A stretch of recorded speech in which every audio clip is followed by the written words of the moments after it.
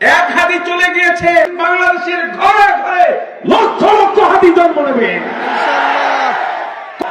লক্ষ হাদি বুকের তাজা রক্ত দিয়ে বাংলাদেশের অধিকার বঞ্চিত মানুষ, স্বাধীনতা বঞ্চিত মানুষের অধিকার রক্ষা করবে ইনশাআল্লাহ।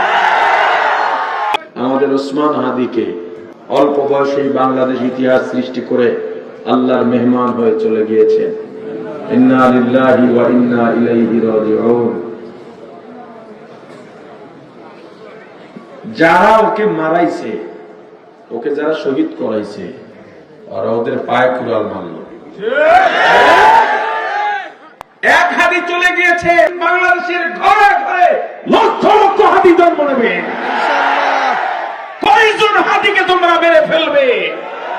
লক্ষ হাদি বুকের তাজা রক্ত দিয়ে বাংলাদেশের অধিকার বঞ্চিত মানুষ, স্বাধীনতা বঞ্চিত মানুষের অধিকার রক্ষা করবে ইনশাআল্লাহ।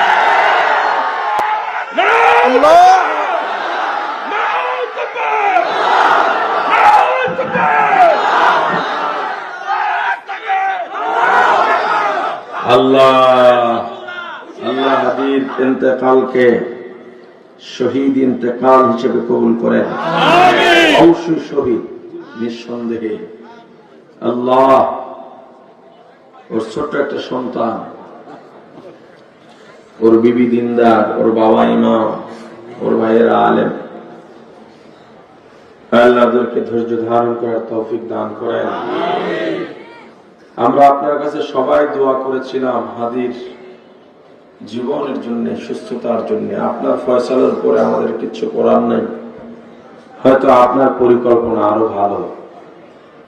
আল্লাহ